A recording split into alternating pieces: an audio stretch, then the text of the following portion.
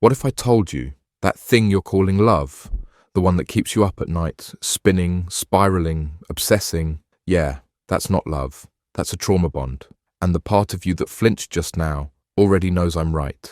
Let's get something straight. Real love doesn't leave you confused. It doesn't shatter you, then kiss your wounds like that makes it okay. It doesn't feel like a battlefield with occasional flowers. But a trauma bond, that's its blueprint. It's hot, cold, addictive. It pulls you in, rips you apart, then begs you to call it passion. And most people don't realize it. Until they've lost pieces of themselves they'll never get back. So let's make it plain. Here are 5 signs you're not in love. You're trauma bonding. Sign 1. You mistake intensity for intimacy. Let me ask you, why does the chaos feel familiar? Why does your chest tighten when they pull away, only to flood with relief the second they come back? That's not closeness. That's survival mode.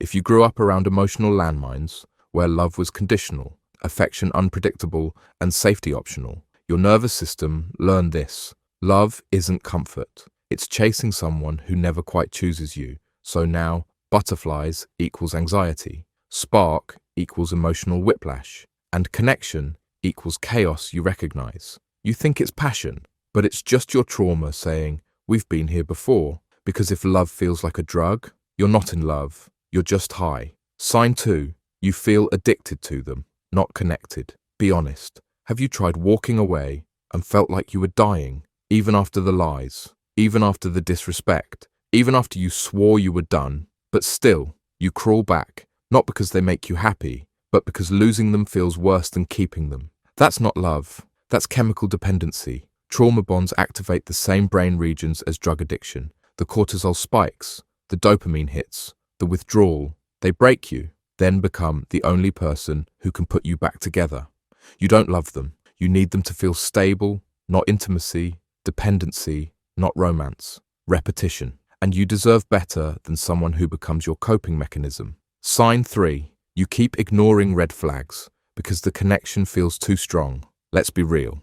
You've seen the signs, the lies, the mind games, the patterns, but you rationalize it. They had a tough childhood. They're just scared of love. No one's perfect. Let's call it what it is. They're not confused. They're just not choosing you the way you need to be chosen. But you cling to the fantasy, not because it's real, but because it fits your wounds. Somewhere along the line, you were taught that pain equals proof. That if someone makes you suffer, it must be love. Because when love was inconsistent, you learned to equate inconsistency with caring. But listen closely. Real love doesn't require self-abandonment. Trauma bonds do. You're not staying for who they are. You're staying for who you hope they'll become. And that's a slow way to bleed. Sign 4. You confuse drama with depth.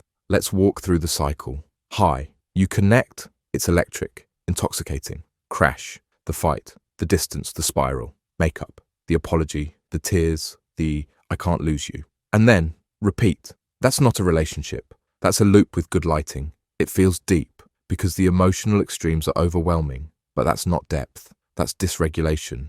True depth feels like being seen, not being shattered and glued back together. It's not a roller coaster. It's a safe road, a steady one. But if you were raised in chaos, safety feels boring, predictable, even fake. So you reject peace and keep chasing adrenaline. That's not your fault, but it is your pattern. And patterns don't change unless you do. Sign 5. You stay for the feeling, not the reality. Let's talk about emotional illusions. You feel love, but are you being respected? You feel passion, but are your boundaries honored? You feel connection, but are your needs ever actually met? C. Trauma bonds are master illusionists. They dress pain in poetry. They disguise neglect as depth. They wrap dysfunction in fireworks and call it fate. But just because it hurts doesn't mean it's meaningful.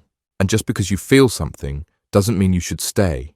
You're not in love. You're in withdrawal. And it's blinding you. The version of love you're chasing, it's built on past pain, not present reality. And the sooner you face that truth, the sooner you get free. So why do trauma bonds happen? Because your nervous system is trying to resolve something by repeating it. If love once meant pain, you'll seek pain and call it love.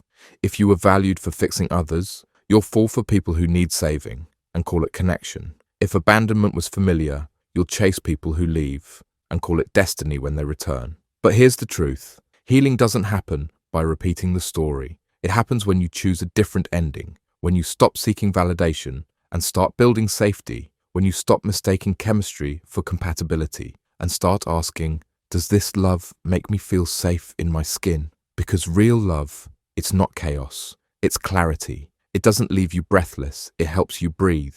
It doesn't keep you guessing, it keeps you grounded. No more walking on eggshells, no more begging to be enough. Real love doesn't make you earn your worth. It reminds you that you already are. That's not boring. That's what your nervous system has been craving your whole life. And if you're sitting here thinking, damn, I think I've been trauma bonding this whole time, good, because that moment of clarity, that's the beginning of freedom. You're not weak, you're not broken, you're not crazy. You're just running an old pattern, one that started long before this person ever showed up. But now you break it, not by blaming, not by hating yourself, but by choosing differently, one small act of self-respect at a time. Choose the boundary, choose the hard conversation, choose the steady, unfamiliar love that doesn't burn you alive, because you've had enough fire. Now you need warmth. If love costs your peace, it's not love. If love makes you question your worth, it's not love. If love feels like a battlefield where you keep losing yourself, it's not love. It's a trauma bond, and you can walk away from it, not because it's easy, but because you finally know what you're worth. You were never asking for too much. You were just asking the wrong person. Now ask yourself this: what would love look like if it didn't hurt? Then start giving that version to yourself every damn day.